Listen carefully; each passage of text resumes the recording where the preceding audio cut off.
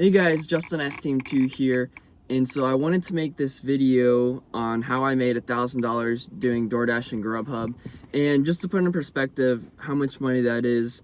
I mean, honestly, you know how much $1,000 is, but for example, in California, DoorDashers and Grubbers there, I mean, you guys could probably make, I would say, 2 to 3K a week, whereas here 1,000 a week is a lot.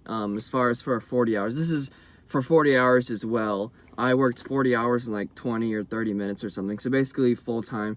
I mean, yeah, you could work 60 or 7 hours and make more money, but then you don't really have any time outside of work, I guess. So I mean, I don't really count that. I pretty much just count how much you can make in 40 hours. So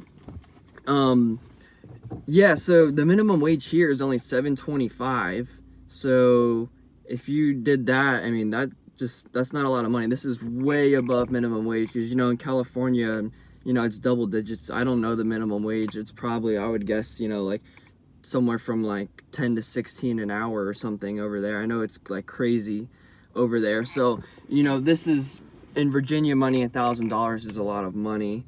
Since our minimum wage is so low, that kind of puts it into perspective. So now that we got that out of the way, I'm going to be going over all the different things you need to know. So first off, in this video, I'm going to assume that you've already done DoorDash or Grubhub before, or one of them, or you have some basic knowledge about it. If you don't, I would really recommend you watch my other video on how to DoorDash, because when you do that, that video actually explains how to DoorDash and stuff like that, and I also throw some tips in there too. I made that video a while ago, but I'll still link that video down in the description, so I'd really watch that one before you watch this, if you haven't seen it already, or you don't actually do it already. So yeah, so first things first is you need to find the good restaurants. So if you are constantly going and picking up at restaurants that take a long time to get your orders out, you're obviously not going to make that much money. Because one way I always discovered how am I making a lot of money is I would always take my time and I would divide it into an hour, test different strategies and stuff, and then say, okay, well, doing this, I make 25 an hour. Doing this, I only make 20 an hour. Doing this, I average about 21 an hour. So I've done all these different little things, and I can actually tell, okay, I make more or less money doing this because I've actually looked at my wages, and my time and stuff. And I also track my mileage and say, okay, well, I can do less miles doing this. So I've done a lot of different, basically almost like experiments. And one thing I've learned is you really need to just decline any offers to bad restaurants, because if you're going at a restaurant, every time you go there, you have to wait 20 minutes. Well, you could have taken, another order already and been done with it and on to the next one. Is I go in the notes on my phone and I write down every single restaurant, I write down the restaurant name, and then I put why I'm not going back there, just to remind myself. So when I look at it, I go, okay, this is why I'm not going to the restaurant. So let's just say, McDonald's, right? Okay, McDonald's on the notes of my phone, all right? Long wait, okay? Never is always confused about my order, blah, blah, blah, whatever it is. So that way I don't waste my time going back there, because then, I decline that, and then 2 minutes later, boom, I get an order for somewhere else. I go there, food's already ready. So I just save myself 20, 30 minutes, and I'm making more money per hour, which makes more money per week, obviously. So you need to go through and make a list, and the longer you do this, you need to start tracking these restaurants. Sometimes if I have a really bad experience one time, like my first time going there, I'm like, I'm never, ever going back there again. But I like to give restaurants at least 2 bad experiences before I put them on the list. But if I have a really bad experience, I will just put them on the list. And my list is pretty long. I have like 10 restaurants on there, and I still make good money not going to all those restaurants, because I live here in Virginia Beach, and there's plenty of restaurants. So if I blacklist the restaurant, basically, it doesn't lose me any money, because I can just get another order pretty much right after. You need a home base. So what I mean by that is somewhere you go when you're done with your orders, then you go to this place, and this is where you sit and wait for orders.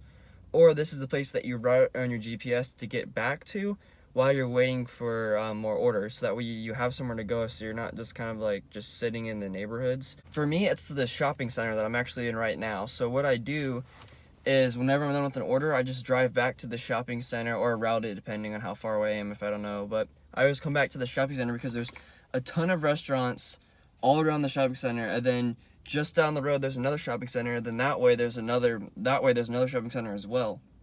There's a bunch of restaurants along the road. So this is a really good spot to just sit in because there's a ton of restaurants all around. So I'm more likely to get pinged for it than other drivers because I'm closer to the restaurants than them if they just drive and sit back at their house. I still will get orders, but not even close to as many as when I sit in the shopping center. So you're gonna want a home base. Another thing you're gonna want to do is you're going to want to try and take orders around this home base. So generally I say you need at least $1 per mile for it to be a good order, right? So 12 miles for $10, that's a no-go. But $10 for 10 miles is decent. I don't know, it's still like iffy. If it's like $10 for 8 miles, that's decent. But I try to get like really low miles for high payout. So, you know, like $10 for 5 miles, I'll take that all day long. But what you also need to look at besides the mileage is where it's going to. So it could be $10 for 10 miles, but it's way out to the country. So that's not worth it because then I'm not going to get any orders probably when I drive all the way out there. Then I've got to drive all the way back. So 10 miles turns into 20 miles. So I try and take really low mileage. Like, I mean, really, I take generally orders that are like, you know, 0 to, I would say like, you know, like 8 miles. I try, but you know, sometimes it's really good payout. You know, I will go like a little longer than that, but I try and stick to really low mileage orders because it's better for wear and tear on your car, gas. And, you know, like I said, so if it's, you know, if it's $8 for 2 miles or $9 for 9 miles, I'll take the $8 order all day long because I can get that order done quicker, 2 miles from the shopping center. So I'll probably get dinged for an order. And then as soon as I drop that one off, I'm already on my way to the next order. So, you know, sometimes even if it's less money, you end up making more money per hour because I get $8, so then boom, another $8 versus, you know, the other one's $9. But then the whole time I'm driving back, I miss all those offers. So you're going to really want to try and stay as close as you can to like your home base, wherever you find that is. Multi-apping. So in order to really maximize your earnings, it's good to do 2 apps at once. And in my area, DoorDash and Grubhub are the best ones to do. So what you're going to want to do is have them on at the same time, so this way you can be very picky with your orders. So I wasn't going to mention this because it's kind of controversial because some people say, oh, you shouldn't take doubles, you shouldn't do this because then it can delay other people's orders. But the truth is, if you can get really good at it and you learn your area, you can end up taking, okay, I'm at this restaurant right here at this sushi place. Right next door is this other sushi place. So I'm on DoorDash, I got an order, then boom, Grubhub goes off. So I look at that and I'm like, oh, this place is pretty close together. So I can just pick up both of these restaurants here, or maybe they're just across the street, you know, they're pretty close together.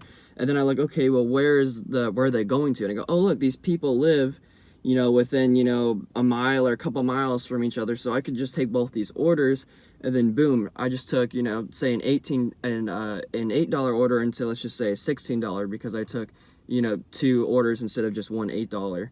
So that is where you're going to make a lot of your money, is if you can do that. So also, you just need to put the work in. I mean, you're not going to, this isn't stock trading. You can't just work for 1 hour and make $1,000. You got to put in the time. So for Virginia Beach, at least for me, it takes me basically 40 hours to make $1,000. So yep, there is that. You know, if you're not trying to work full time, just give you guys heads up, you know, like dinner rush is where you're going to make the most money. So like 5 to 9, 5 to 10, whatever. That's going to be a lot of big tips, a lot of big orders, a lot of big money. So if you're not looking to do this full time, that's when I'd work. Dinner rush. That's where you're gonna make a lot of money. You can still get orders consistently early and lunch, but they're not going to be as big as payouts generally.